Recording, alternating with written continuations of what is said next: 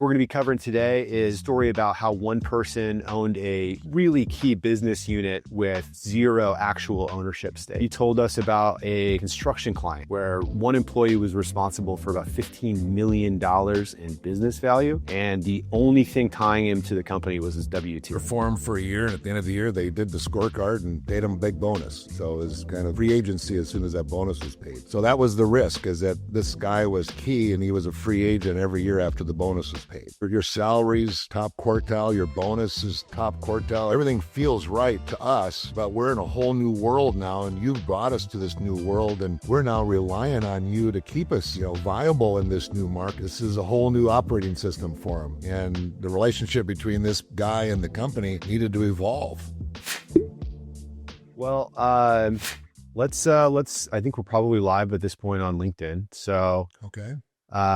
let's. Hello, everybody. Yeah, exactly. So, let me open it up. So, welcome back to the episode 2 of the McFarland Method.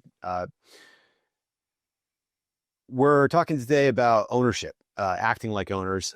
Your best people are already acting like owners. The question is, are you treating them like it before they walk? Today, we're going to be talking about a $15 million employee and what happens when ownership behavior has nowhere to go. So today, let me talk a little about the format before we jump in. Every episode is going to have 2 parts.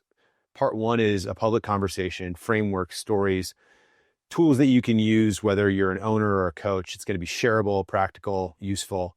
Part 2 is going to be members only, just for coaches. That's going to be where we share and talk about stuff that we maybe don't want to say publicly. What owners are doing wrong, how to coach the uncoachable, the messy reality of the work that we're doing every day. So if you want to see that full conversation, join us on LinkedIn, search for the McFarland Method coaching community, or check the show notes if you're not watching live. What we're going to be covering today is a story about how one person owned a really key business unit with zero actual ownership stake. We're going to Byron is going to share his framework for predicting, or his framework of behaviors that predict ownership mindset, a diagnostic that coaches can run with clients this week to get the conversation started about the ownership mindset. And then we're going to talk about the connection between retention and business valuation. So there's a lot to cover today. And for the coaches listening, we're going to be talking about what owners do that kill this behavior, even when they're trying to help. So that's going to be members only. Because, well, you know why. So, Dad, in prep for this episode, you told us about a construction client where one employee was responsible for about $15 million in business value, and the only thing tying him to the company was his W-2. Let's walk me through that conversation or that situation. Yeah, we had an old school founder who built this business on a handshake and charisma, and all of the projects that they did, he was running and selling and managing probably from the cab of his pickup. And that got their company up to about 40 million in revenue. And then they started to attract the attention of a more sophisticated clientele. Majority of their clients at that point were mom and pop, is how we would describe them.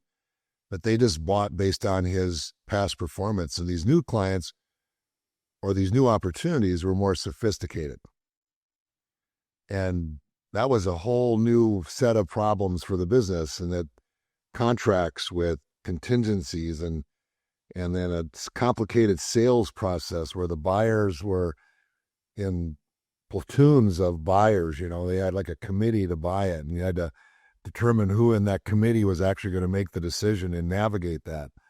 Well, this one key employee had figured all that out and successfully won them projects in this new, more complicated corporate environment. And they shot from 40 million to 90 million in revenue over the course of just a couple of years. And normally when a business owner hears that, they think, oh God, they probably lost money or didn't make any money. But the fact is they made more money as a percentage of sales because they really really stepped up and did the work and delivered on the scope and the schedule.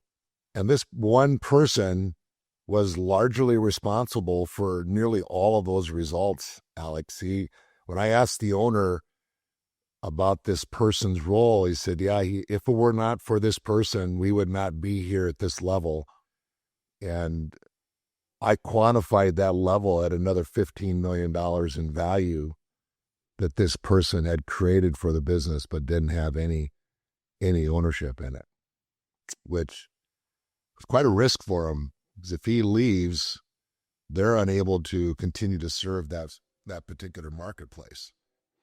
Yeah. So this is, it's not just that he owns that like the projects necessarily that he's doing them, but we both talk about the importance of being able to bring in new business and how rare that is, to be able to do that effectively and profitably. Like you said, a lot of owners probably hear that and think, yeah, okay, great. You double the size of the company, but tell me about what'd you take home? Yeah. So, let's just talk about what this guy was doing. What did he do differently that enabled him to kind of take the business from reputation-based selling to this sales by committee? Yeah, so I asked him. I interviewed this young man, and he shared with me that he was working the committee to determine who on the committee was actually going to make the decision, and respected everybody like they were the decider, and did what he could to meet their needs at whatever level they were at and the questions they were asking. And he built, I would call it constituency, as he was navigating the sales process, and got buy-in from these various stakeholders on him and the company's ability to deliver on the results. So he was a excellent collaborator, and I would say he was probably a fairly well, without training, negotiator. He understood all negotiation without having to spend any time understanding the principles of negotiation. So that's an interesting thing, because I hear really good at negotiation, but when you came into this situation, how was this guy getting compensated for building, adding $50 million to the bottom line or to the top of the line? Yeah. Well, we tend not to be the best advocates for ourselves, Alex. It's a lot easier to advocate for somebody else or to pursue outcomes for someone else, like the company you work for, than it is typically for yourself. And sometimes the nature of the relationship with the owner presents risk in you actually asking for what you want. And I think that was the case in this situation. Is the relationship was really close, and I think this person was probably waiting for the owner to do something, as opposed to having to ask him to do something. Well, that's not uncommon, right? To have people kind of waiting and avoiding difficult conversations, hoping that somebody's going to do something different than they've done in the past. How did you end up in this? Like, let's take a step back. So for those that would be interested in, how are you even having this conversation? What's going on with the business owner that you're even becoming aware of this? I think what both of us would look at and go, this is a problem, that this person is only tied to the business by what I'm guessing is taxable, just employee income. Yeah, it's all W-2, and nothing was subject to forfeiture, or nothing was contingent upon or retention. Everything was paid as it was earned, so to speak. He performed for a year, and at the end of the year, they did the scorecard and paid him a big bonus. So it was kind of free agency as soon as that bonus was paid. But so that was the risk, is that this guy was key, and he was a free agent every year after the bonus was paid. So they had an annual review, and he had finally asked for, what's in it for me? I mean, I know I'm doing all the right things. I know I'm contributing value. I see the results. My bonus is paid based on profitability. I know how much money we're making. What's in it for me long term? What am I doing here? I'm sacrificing for my family. I'm on the road going to job sites. I'm on the road going to conferences. I'm on the road seeing prospects and clients. He's doing the kind of things that an owner would do, to build value that's sustainable. He was just being rewarded in a bonus at the end of the year. I mean, it was a nice bonus. However, it wasn't meeting those needs of, I want to build something or be part of something that's being built. And so the owner is looking around for a resource, and the first thing they do is go to their network. Does anybody know anybody that has any expertise in this particular area? And one of my clients happened to be in this person's business network and has done joint ventures with this business, and said, yeah, you need to talk to Byron, and Byron can help sort this thing out for you. So that was how they came to me, was through a referral from an existing client that happened to be in their network. So you end up in this conversation with this guy. Now he's aware of this because after their annual review, this person initiated then, okay, it's time to have a conversation. He's not starting it. I guess I need to start it. And then that triggered the owner then to reach out and find somebody to help him navigate these waters. Okay. So typically when you're brought into these situations, from what I understand, a big part of what you do is interview these people that are key to the business that the owner suspects they probably need to be doing something for. This guy was exhibiting, I think, what you call an ownership mindset. You've got a framework for identifying these people, 5 behaviors that predict who's thinking like an owner, who's acting like an owner. Let's start with this example. What did you notice that, like, right at the top of mind, like these are the special behaviors that I'm looking for?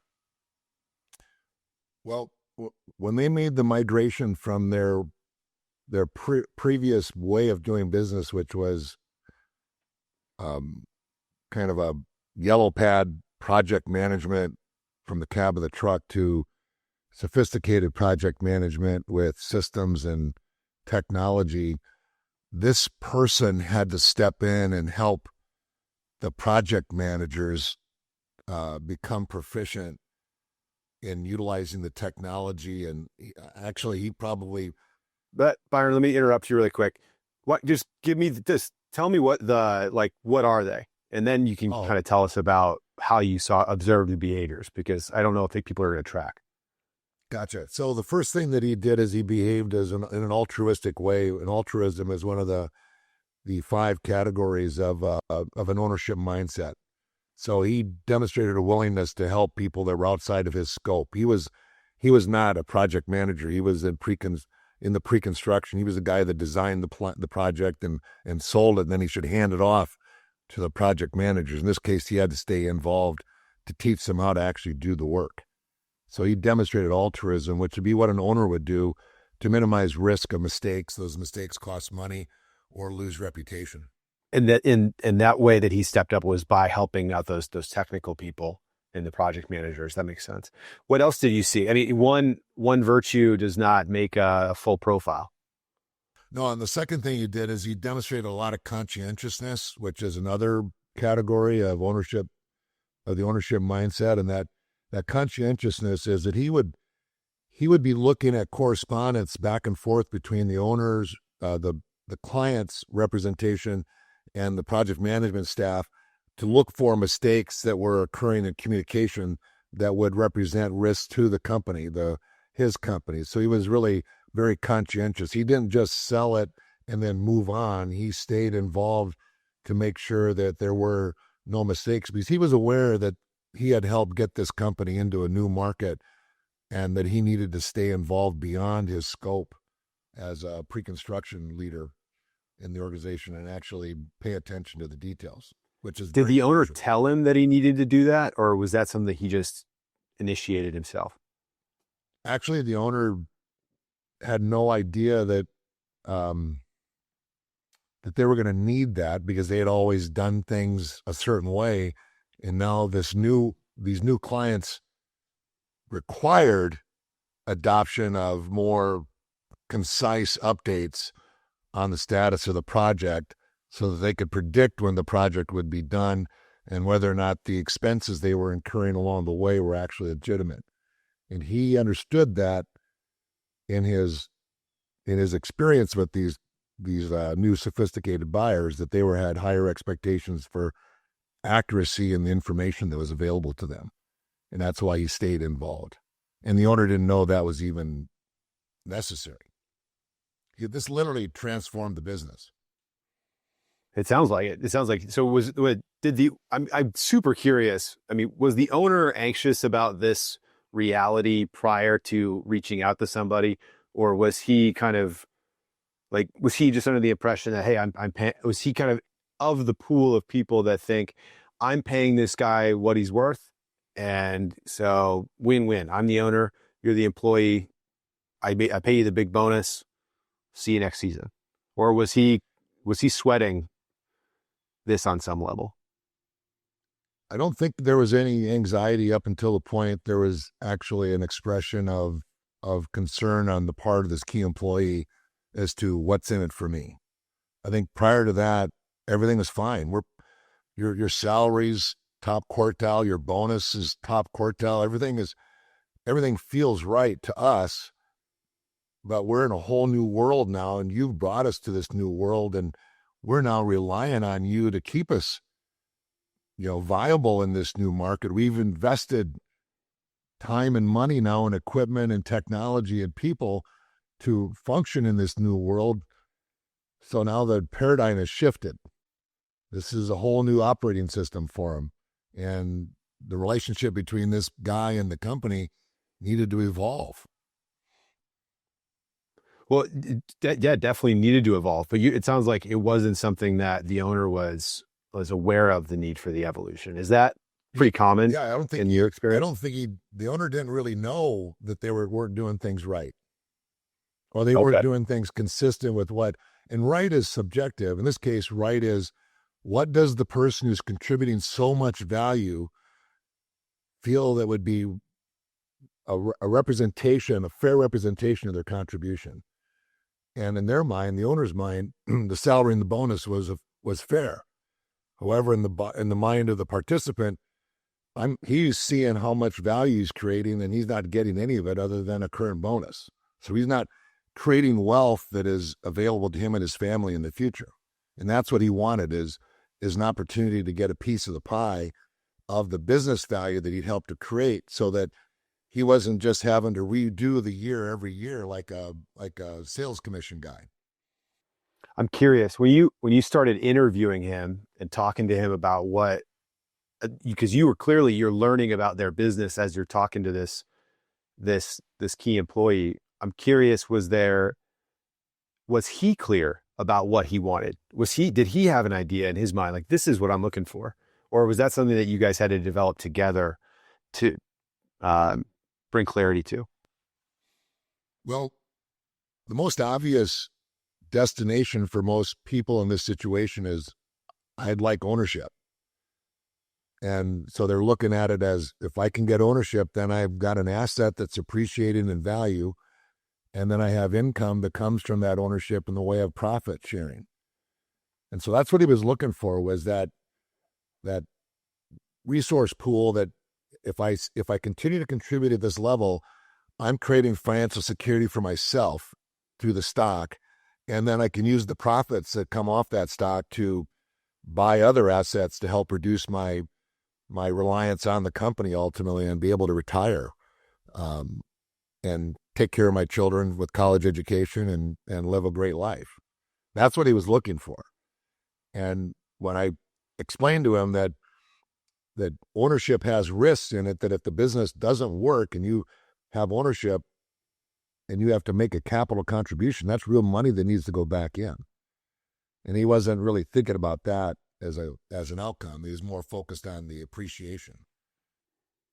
Yeah, everybody loves to think about upside. The downside doesn't get a lot of play until you start having conversations with somebody like you. So, okay, so you've got this, you see a couple of these key behaviors. We'll have the complete OCB framework in the show notes.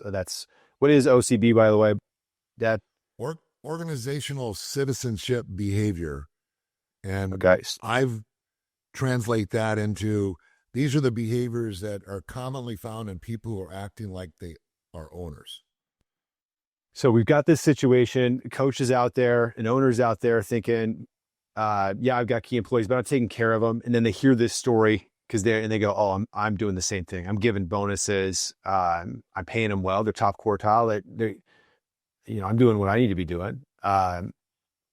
This probably will cause them to, maybe think a little bit differently about that. And it seemed like the key framework was when the investment happened, when this new business was brought on and there was a need to change technology and maybe support staff and ways of doing things, that when the business started to change, not just grow, it seemed like that to me brings this key employee into a new category where we go, we're reliant on this person for the transformation, not just the growth.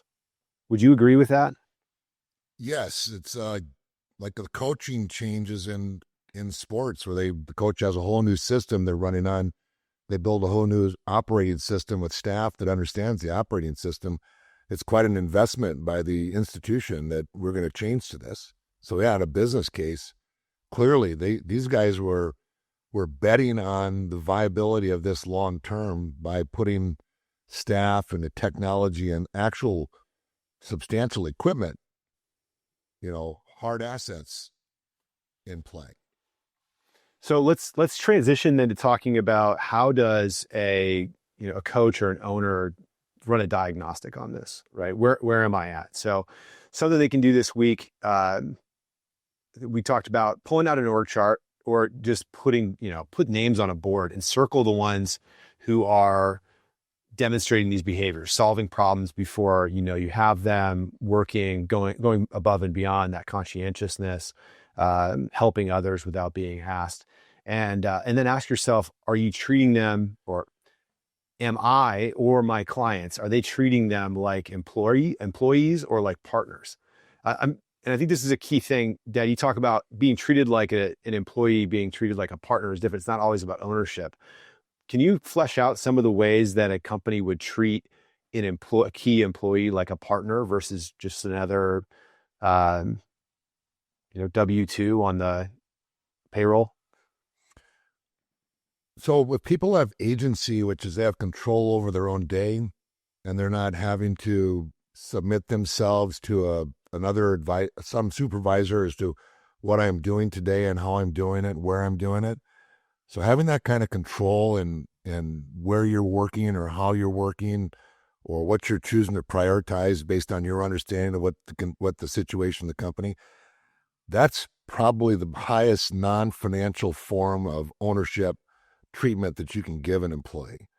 For example, in my office, my assistant been with me for 7 years. I have no idea what or how or who or when she's doing what she's doing. She would tell me, "Hey Byron, I need to take some time off." I'm like, "When? You don't need to ask for permission. You have agency here because I rely on you to essentially own your responsibilities, and you've never let me down." So giving people agency would probably be the highest non-financial expression of an ownership, recognizing ownership behavior. That makes a lot of sense. So that is I think you tied that back in previous conversations, that this is the thing that owners enjoy typically the most about their business, is that agency. Yeah. Well, the new scorecard seems to be time freedom. Yeah. Well, we definitely see that in our recruiting work. The expectations post-COVID, we're just in a different world. I mean, people, I think, all had a confrontation with reality that maybe generations that didn't deal with a pandemic didn't have to kind of ask themselves the questions that everybody that experienced COVID did. And one of those questions was, why am I doing this? And so the need for the why, I think, peaked in COVID, and the tail of that is we're still experiencing that. People are still going, why am I doing this? And I think the challenge to owners is to start coming up with or discovering more sophisticated stories for why. I think one of the challenges for owners is maybe before COVID, before this when the world was different, they were able to be more transactional in their relationships with their employees. And now they're seeing that they need to have a different kind of relationship, especially with the people that they depend on. Because not only did the labor market change, but all these people changed in that experience. Yeah. I would recommend that anyone who's acting like they care about the place be given more grace. So let's talk about why, really quick before we wrap the public segment here, about tying these people to business value. I think we've kind of circled around it. You made a calculation. You said this guy's he took the business from 40 to 90 million. He added $15 million in business value, and the only thing keeping him was the W-2. How does one go about looking at that, an individual employee contributor and their contribution to business value? Can you give us the high level on that? Well, identifying the output of the person was, in this case, far easier because they had transformed their lines of service and added a whole new spectrum of service to their offering. And this guy was solely responsible for the revenue that was going into this line of service. And they're able to calculate that he was contributing just without doing any hard math, about $3 million in earnings a year to the company. And based on valuation methodology that I was familiar with regarding their business, and they weren't just pure general contractor construction, they had other aspects of their business. Their valuation methodology would be probably 5 times earnings. So 5 times 3 million is 15 million. And so he had created $15 million in value without us really doing any math. It was that obvious that he was contributing that much. And it isn't always that easy to do in a organization, especially if the person is let's say leading a department and that department is mature. Your only thing you could probably do then is look at the improvements in the department and ask how those improvements added to our margin, and then apply the formula, the multiplier to that, to whatever earnings adjustment you would make from that improvement. So we were lucky in this case. It was easy to score it, Alex. Well, I think we'll go into, in later episodes, different ways to score and maybe do some case studies. I know that's something we're going to cover in the coaching community, about what are the different angles that one can take to figure this out. I think the key that I'm hearing in this conversation is that it's one thing to recognize the ownership, but without inviting them into ownership in maybe quality of life or in terms of financial stability or building value, that recognition without that invitation is wasted insight. So spotting the standouts is only step 1. We're going to get into, step 2, step 3, step 4. How do we build a culture around that in later episodes? If you're a coach, you're going to understand why the next section is probably going to be a little uncomfortable for us to have publicly. So that's why we're going to take it to a coaching community. We're going to talk about what do we do when the owner's the problem, right? None of us typically know. We all have blind spots, and as coaches, we're asked and invited to identify those blind spots, and then help the owner navigate to awareness and then action. So, we're going to talk about what do we do when an owner is actively driving anti-ownership out of the building, or driving ownership out of the building. And let's see, what else are they going to get in this? So we're going to talk about specific ownership behaviors. We're going to talk about how to coach an owner, your experience coaching owners that maybe aren't seeing this. What do you do when the problem, what do you do when the owner is the problem? That's really going to be our central theme. And then we're also going to have, after every episode in this segment, we'll have live Q&A. So also I'd note, we're going to have in the coaching community, we're going to have office hours, our first office hours, November 19th at 1 p.m. And we're going to sit down for an hour. We're going to talk, we're just going to riff about this. If there's questions, we're going to answer them. Otherwise, we're going to talk about the different frameworks that we're building and do some planning about how we're going to be moving forward. And that's going to be available to members of the McFarland Method coaching community. So join the community on LinkedIn for the real conversation. We're going to be going deeper on what owners do wrong, even when they're trying to help. Thanks for listening to this episode of the McFarland Method. New episodes are going to be available every week. So find us on LinkedIn or YouTube or wherever you get your podcasts. Dad, good talking with you as always. Good to see you, Alex. All right. Well, let's make the transition over to the coaching group.